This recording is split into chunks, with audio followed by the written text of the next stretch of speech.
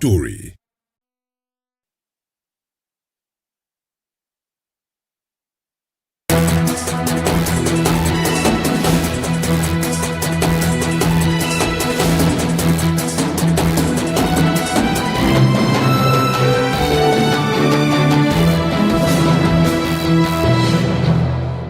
Well, welcome back to Scoreboard, where we'll be talking about an issue that has plagued the country for a long time, but that has not been talked about much: the issue of mental health on sportsmen and sportswomen. And just to underline this as well, it also affects apparently officials even of sports as well, in very simple ways. If you are with a team and the team doesn't perform well, there's so much pressure on you to explain why the team did not perform. Now, there's equally a lot of pressure on the players themselves when they don't perform.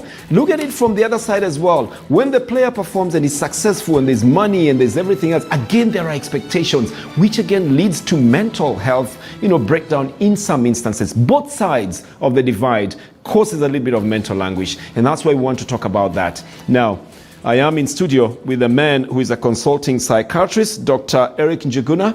Thank you very much for joining us in this as well. Thank you. We really hope to get the medical side of this story as well. Absolutely. And right in the middle is James Situma, former player at Sofapaka, former player of Tusker FC as well, former national team player as well, and now the president of Kenya Football Welfare Association. And you've told me there are a lot of players who are undergoing this kind of stress, didn't you? Sure. Okay, so we'll be talking about that as well. I know we can't name names, but I think we can talk about situations. What I know about this country is any situation you talk about, there's always 4 or 5 other people who have suffered that situation, that's for sure. But also on Zoom, we've got the Vice President of National Olympic Committee of Kenya, Francis Mutuku, who signed a deal just the other day with Dr. Eric and his group at the hospital to be able to give support to people who are suffering from this kind of ailment. Francis, maybe you can bring us up to speed on what this was all about, what the premise was about as well, and then we can move on from there. So Francis Mutuku is with us on Zoom. Francis, how are you? I'm very fine, thank you, and happy to be in this program once again. Just to let you know, the National Olympic Committee has in the last several years been trying to build what we call a team around the team. We realized that sport at the moment is not as was played several years ago. And therefore, for every individual, for every team players, for every unit, it requires a lot of people looking at different elements in which they're involved. And towards Tokyo 2020 last year, we got what we called a technical team, and within it there were different specialists. But we realized that the needs of sports people go way, way beyond what we can be able to provide. And therefore, as we go towards the Paris 2024 Olympics, we are looking at strategic partnerships of teams which can come and support. And this, what we did with the Chiromo Group of Hospitals, was one of the initiatives to bring strategic partnerships. We know mental wellness has been an issue, and I like the way you've broken it down.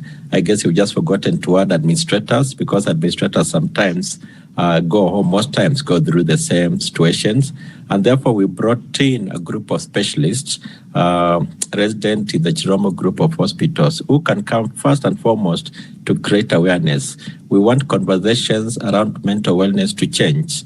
We do not want people to be stigmatized because of what they are going through. We want people to be able to speak out. We want people to be able to know that this is just an ailment just like any other. Mental wellness is not something we need to hide. We need to put closed corners. We need to speak openly. And that's why we are calling on all sports people to funguke wanasporti. Let's start talking about it. Let's start discussing it. And then the Chiromo Group of Hospitals will avail to us specialists, experts who can be able to work with the athletes who may be going through challenging situations or who may need to be attended.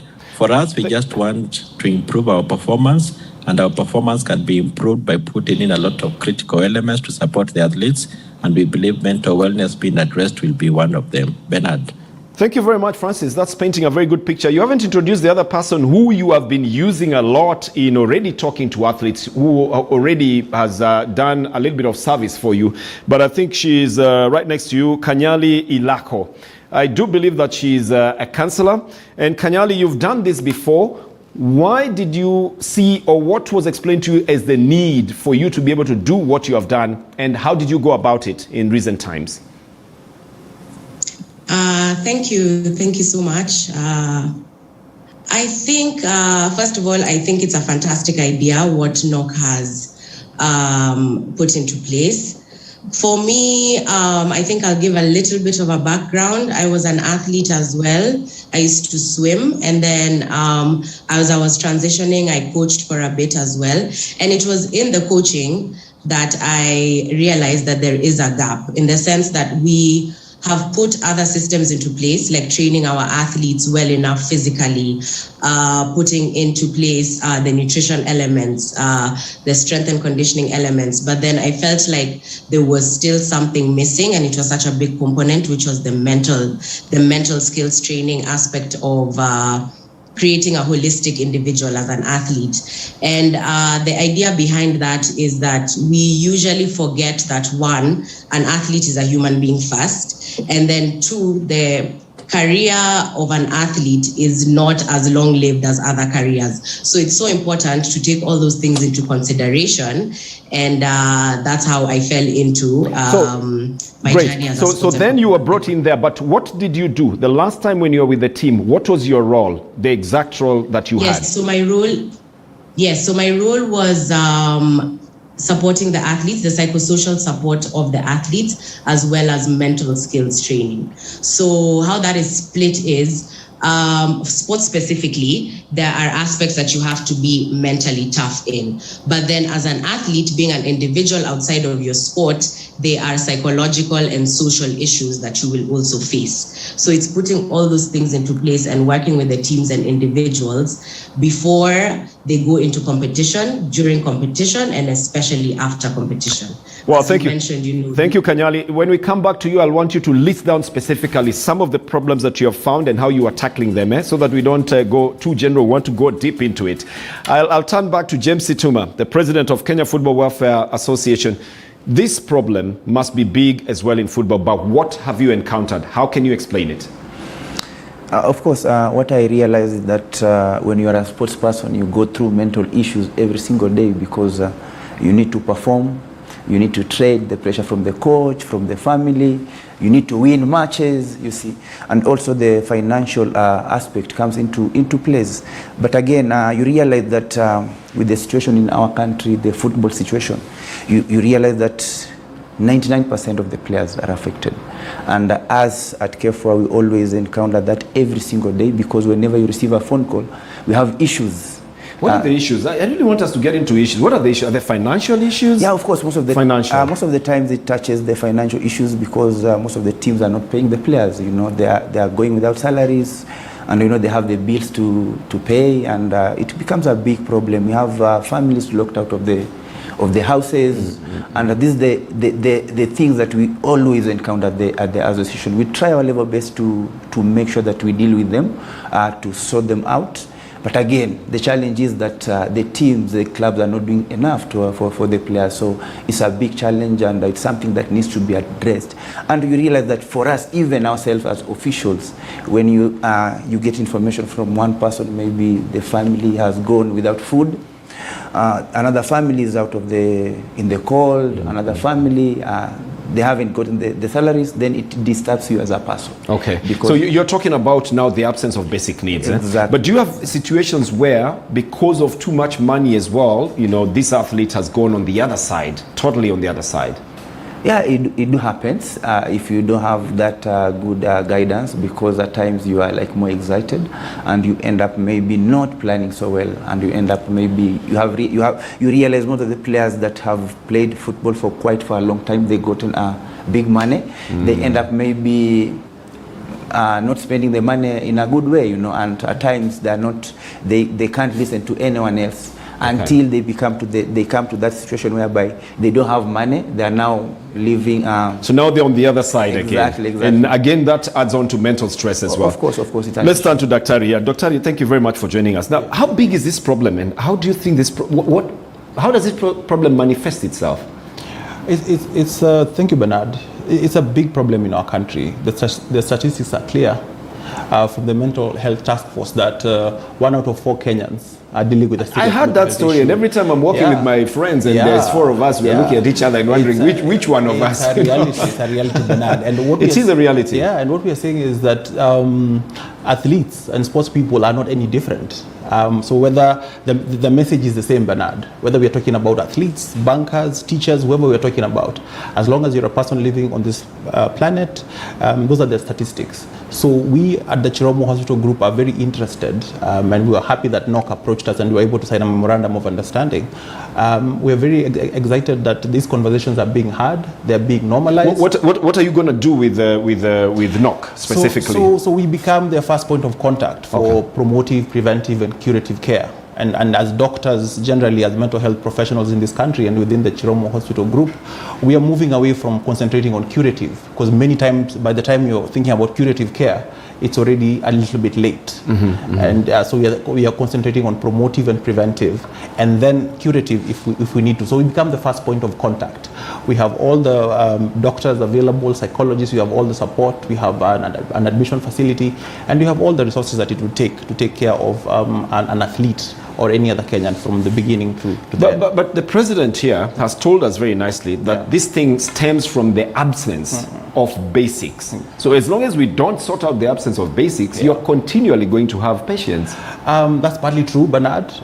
So you're essentially talking about the origins or etiology of mental illness.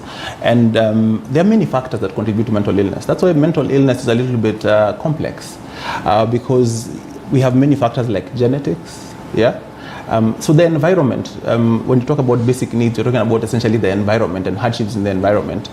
We believe that the environment essentially is a trigger. So there are many other factors that contribute. So we cannot really just simplistically say it's the absence of basic needs that triggers mental illness. Let's turn to the president here, and let's hear one of the cases that he's probably got, and then maybe you can tell us where you think that could have been arrested earlier on. You have encountered different cases. Yeah, of course, like in women football, you have a couple whereby maybe when you have the issue of pregnancy, at times the team tends to isolate you, like you are not. They sideline you. Exactly, they sideline you. And we're talking about a planned pregnancy. Exactly. Okay. So this becomes an issue for an individual, and we feel maybe for the players we should come up with maybe a policy that can protect the players, because that's the time this player needs the club most, and for us it's the opposite. So it's somehow difficult for the players, and it's a situation that is really entire need to. Right. Let's find out how that can be sorted out. But I also know a situation where a Kenyan player got a good stint out of the country. But then that ends because it's usually a contract. He came back and nobody was giving him a place in any of the teams, and so the money is running out, and now it's basically you have no job and you have no money. How do you arrest that? Not because he's not a good player, but he was out there. You're almost like an expatriate. Now you come back, nobody can hire you at that point. Yes. How do we tackle that? What's the advice in a situation like that? I think one of the things is for us to realize that athletes are just human beings, like has been said. And anytime there is a big change, there's issues of adjustment, and there's something we call adjustment. I'm not trivializing it. I'm just trying to give a scenario. But okay. James has something he wants to ask you. I can say it. Unless... Doc, I've got a question. Because we've seen like what happened to Naomi Osaka, where she's just been unable to move. Someone shouts you suck, and she's just unable to move. And my question is, at what point do we draw the line between, is it something mental or is it pressure? Because I believe everyone who's at the top of their game has to deal with a lot of pressure. You deal with pressures yourself to stay at the top of your game. Bernard deals with pressure. Actually need a debriefing. So after doing it to so many people. Where do you draw the line? Where do we distinguish between this is the pressures of being at the top of your game and dealing with the weight of expectation, and this is really a mental problem? I mean, James, that's a very good question. And as I actually watched you as that clip was being played, and I heard what you said about pressure. And something that I say to everybody, all my patients, is you have to know your threshold, number one. And the threshold for pressure is different for everybody. So you have to know which environment you're operating in, and if necessary, then you have to engage the professionals needed to be able to enable you to grow your resilience. Essentially, you're talking about resilience, which is the human capability to bounce back from from whatever it is that you need to. So my response would be it's different for everyone. It's different for everybody, and what's a trigger for you may not necessarily be a trigger for somebody else. So it's really a question that does not have a straight answer. How do you differentiate it from mental illness? Anytime your level of functioning is impaired, it does not matter the trigger. Then or even the level. Yeah, or even the level. Yeah, even how high, how low it has been triggered. Yeah. And you would be surprised that people who are deemed to be very strong can actually be triggered by things that you would consider to be trivial. So there is no, there's no black and white. There's no black and white. It's all grey. Okay. Yeah, something like that. Let's go back to Francis Mutuku. He's the SG, he's the Secretary General. I called him Vice President just because I think he's slightly below the President, but he's the Secretary General. Mutuku, there has to be a good reason why you decided to partner with Chiromo Group Hospital. Is this thing very prevalent in the Kenyan teams that necessitates this kind of action that you have taken? I think it's undefined at the moment. The reason why we went to the Chiromo Group of hospitals is the number of experts they have among them. As you all know, when we talk of sports fraternity, it's very big. Like, for example, when we talk of the Commonwealth team, we might have probably 150 athletes, and if you include everybody else around them, that will be like 200 individuals. And that's just for one assignment. When you talk on a day-to-day basis, the number of athletes who need to be attended to are very many.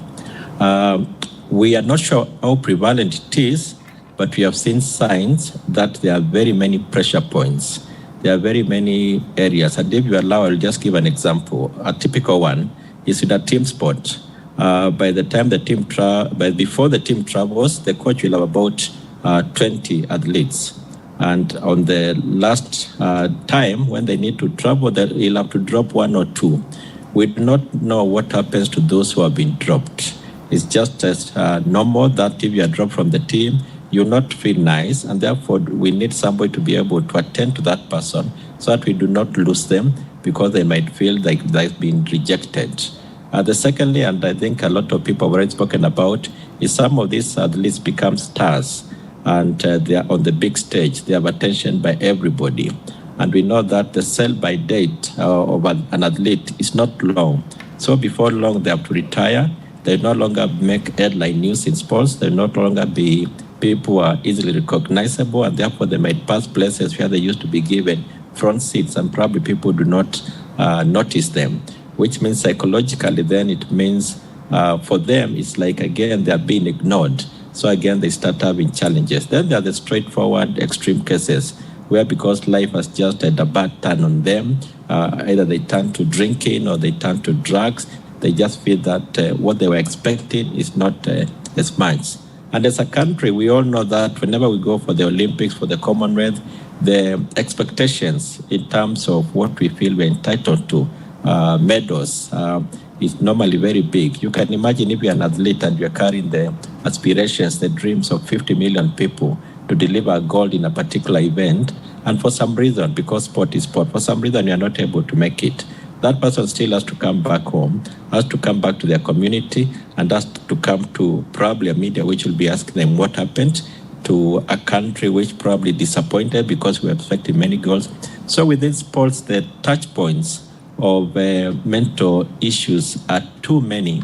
And that's why we felt having experts around our teams will be able to assist them, to support them, and where they need to be attended to directly, then we believe the experts who will have from Chiromo Group of Hospitals will be able to attend to them and help them. I'll just say up to now, what we've realized is even just running through what Chiromo has done for us in the last few weeks, just as a check to see our mental wellness, the same way we do a test for fitness. And it's something which is important. And a lot of people are realizing that they had issues even without knowing that the issues had reached that level. And we believe in the next few years, we'll be able to address and support our athletes so that they can be able to perform better, first as human beings, and secondly, for a purpose as sports people. Bernard. Okay, thank you very much, SG. And I want to talk to Ilako again, because sport in itself is competition. There has to be a winner and there has to be a loser. The winner will stand at the podium in the middle. The rest will be on the side. The one will not feel good. The other one will feel excited. That's the nature of sport. Is it in itself a trigger for mental health? And I want to talk to Ilako because she has been an athlete as well. When you're dealing with athletes, when you're talking to them, what specifically do you handle?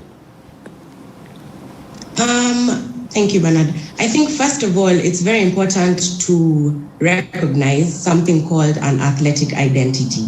So for some people, they have a higher athletic identity. So that means that their sport is their life. That's what they identify with. You know, they haven't separated what they do from who they are. And then on the other side, there are some people who have a lower athletic identity.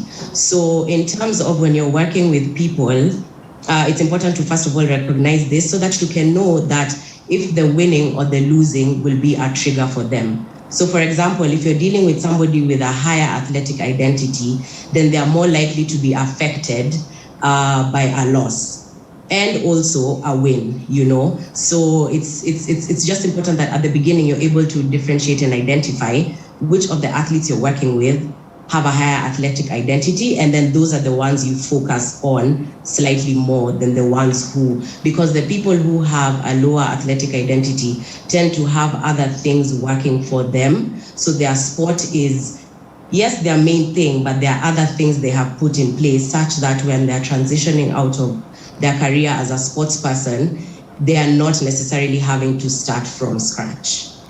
Okay, you come from a family of sports people. We know the name Ilako from a long time, I think before you were born. There's the swimmers and the tennis players as well. So you might have had a good support system in that your uncles or your dad or your brothers won and lost, so you knew how to handle this. But now when you're talking to the athletes, because you've already spoken to a few of them, what do you tell them? I've captured the higher athletic identity part, and they need to probably have another identity which some people might not have. But when you meet them and these are the people who have been selected, this is the team that is going to the Olympics, for example, and you're given the responsibility of talking to them, what will you tell them? What will you sort out?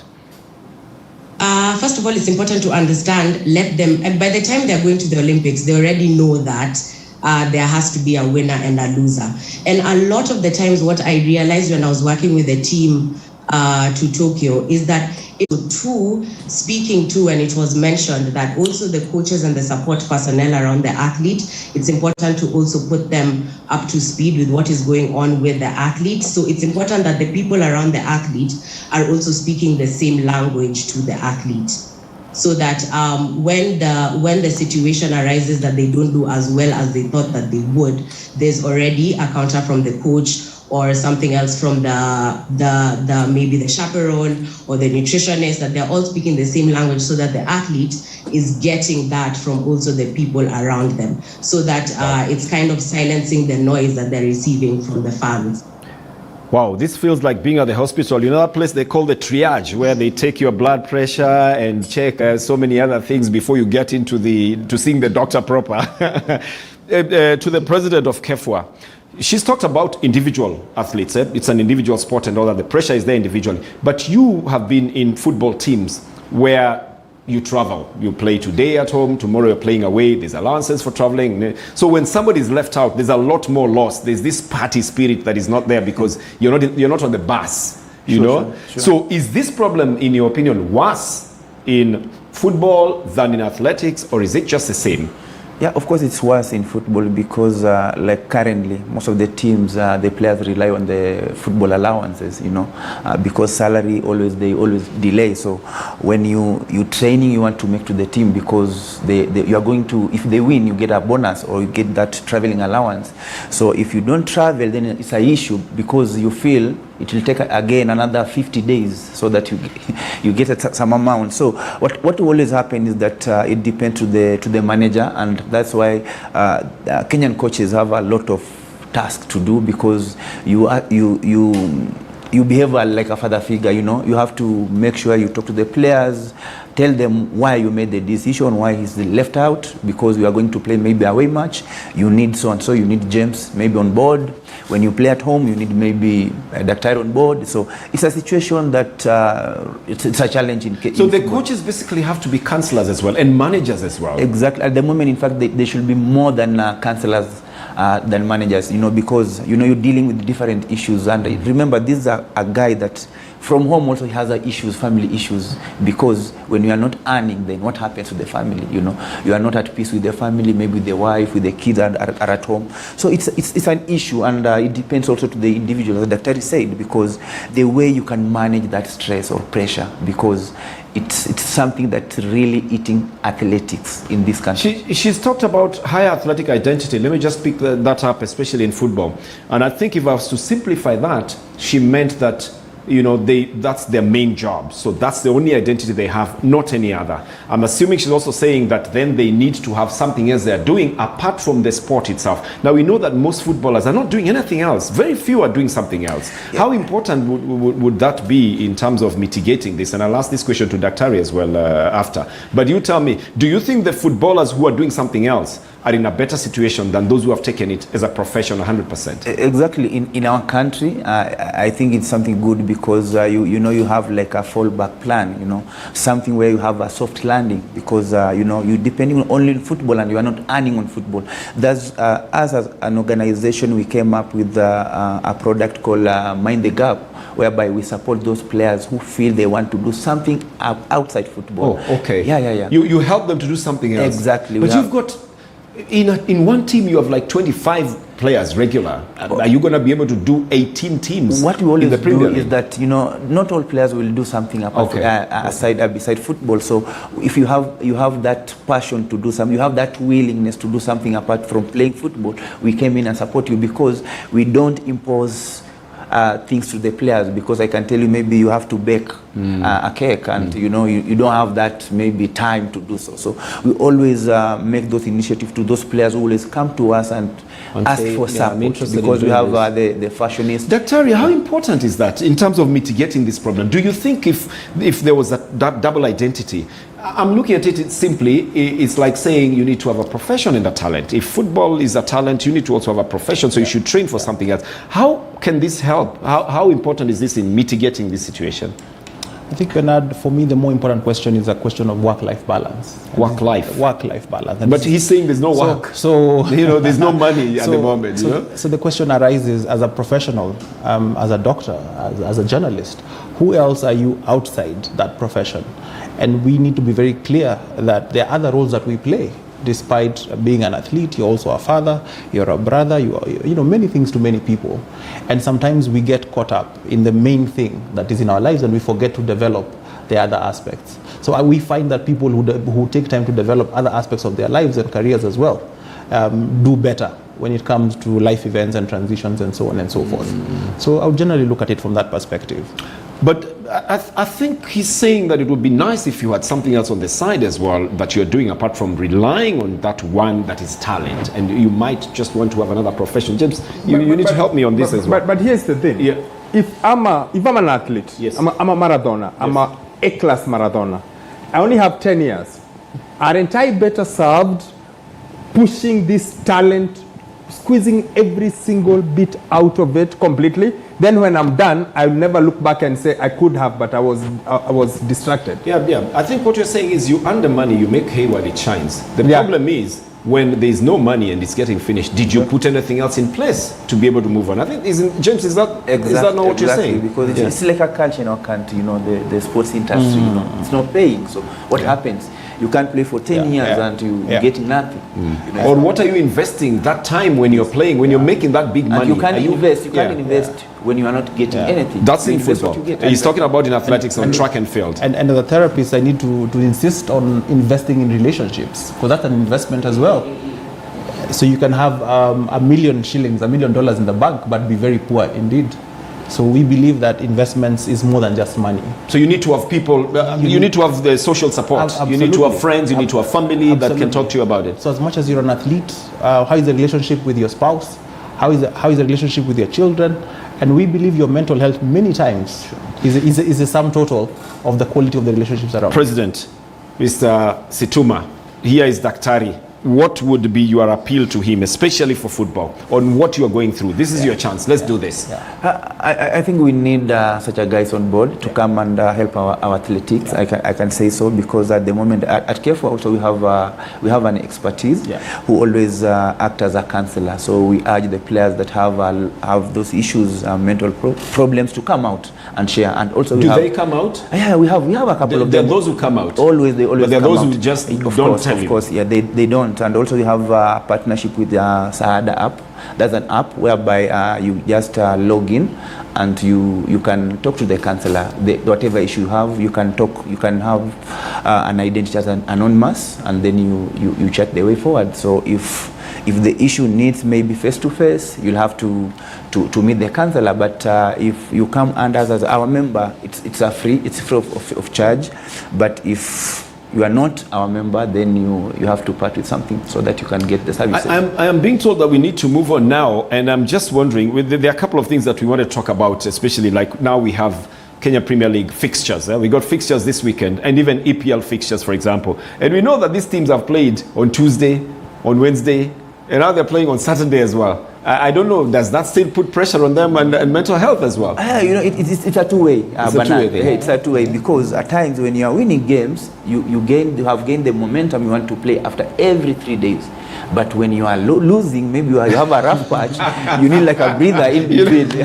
You're not looking forward to the weekend if you have lost 2 on the trot. Of course, you need a breather to. What about when you're losing 5 on the trot? You don't want to play. You don't want to hear about football. No, exactly. But surely, do you need counselling for that as well? Do you? Very, very. That's a good question, man. At what point do we decide it's just a defeat? Deal with it. Or is every defeat? Does it I know we got fixtures over the weekend. It depends how it came. And EPL as well. We got FA Cup this weekend as well. We've got a few league. Which ones are they? Let's move on to that as well. You've got Villa playing Arsenal. That's on Saturday. And Arsenal lost. So the players under pressure at the moment. All right, go on. Is that the one that Daktari would deal with? And locally, you've got Kogalo playing Wazito on Saturday. No, Kogalo Leopards lost. playing Police. Leopards drew. Now, yes. So you think Leopards will be willing to go and have that game? I don't know. It's a very Police grey line. won over Gore. It's a very grey line for me. And it was just mentioned, but I'd maybe just like an answer, Doc. Yeah. How big an impact is social media in terms of mental health? How much does it affect our sportsmen and women? Social media, that's a whole nother conversation. We know that social media promotes, people who use social media compulsively have higher rates of anxiety and depression. We know, comparing yourself with other people on social media, and many times you're comparing yourselves with what is not real, and that kind of thing. So generally, social media is good. It's very useful. It's brought a lot of good things. But as mental health professionals, we know that we have a bit of a problem there. Social media addiction is now a thing. It's a diagnosis. It's been added, and it's something that we're dealing with. So it's something that needs to be handled with a lot of caution. And there's another case I was reading about a guy called Noah Lyles. Now, an American sprinter was put on antidepressants, but then he said after a while he realized they keep him at an even keel. So he wants to get the excitement of when he's on a starting block, but he can't because they keep him on a level. And in the end, he dropped them. And in the end, they decided, let's drop it. So how hard is it to balance that treatment and the athletes? Trying to take individual situations is going to be difficult. Let's just go on a general trajectory. Plus, we also have to move on as well. We were going to talk about Formula One as well. We'll see whether there's also pressure in that Formula One as well, because it's I think it's over the weekend. Do you follow sports? Do you? Do you follow the Formula One? Not really. Not really. Yeah. 1%. 1%. 1%. Okay. So there's only me and in Formula One there was changes in rules for safety. Remember? Yes. Now, all cars. Now there are changes in rules as well. All cars, all elapsed cars must be allowed to unlap first of all, and go to the back of the line before the race can stop. Now remember, this last race, it wasn't all lapped cars that had to do that, and this caused a little bit of a problem. There were some cars that remained in there, and that's how Hamilton lost this title. Look, I think a couple of things have happened to Hamilton. Number one, he wants to change his name. You know that? Yes, he wants to add his mother's name. Yeah, and I want to find out, is it the pressure now, having lost that one title as well, that is making him do that? Go ahead. I think it's woke generation more than anything. I think, you see, we're in a generation that the very young generation wants to change things and to do things differently. And he said, there's no reason I have my father's name and not my mother's name. Who says my mother must lose her name when she got married to my dad? So he wants to have both of them. I'm not quite sure what it is, but here's what I think. It comes from a mixed family background, you know, yes, because they separated when he was 2 years old, and then he lived with his stepsisters. But listen to this, James. Yes. His full name at the moment is Sir Lewis Carl Davidson Hamilton. Yes. Now he's got to add the other one, Leicester. So where is it going to come in? Luckily, he's done KCP, so those 26 characters, you would have to worry about. But I think it's just one of those things you do. Do you think he's under pressure as well? I mean, this is a person who was going to win record wins. Something happened in the last minute, which was not procedural. It has made a lot of changes. Is he possibly also going under some kind of pressure? Like I said, any big transition, any big change comes with pressure. Okay. Yeah. I think Hamilton fans should just check. It's Saturday. It's only here. It's 2 days away. I'm hearing that. Anyway, Sebastian Vettel as well has tested positive for COVID. Now they've got to change the team. He doesn't race over the weekend. No, he can't race. Now Nico is going to be in the car from practice. And practice, I think, starts tomorrow. And there's a little bit of a change even in the way it's going to be done. The media time has been changed as well and lessened. Everything has been changed. Everything has been changed. You see, this is Drive to Survive all over again. Yes. It's that Netflix series everyone watches. We want to add as more drama as possible and make Formula One as exciting and as attractive to people as possible. They enjoyed record numbers last year. They are hoping they can continue to do it. However, my goal, my watch, my eyes are in Serbia. Belgrade. All right. World Indoor Championships. Okay, I just brought in those issues so that we can see whether or not they encompass what we can call mental health. And I think we're going to have to release the SG as well. SG, from those two situations that we described in football and in Formula One, do you think then that you are on the right trajectory to be able to get the Chiromo Group on board for the athletes in Kenya?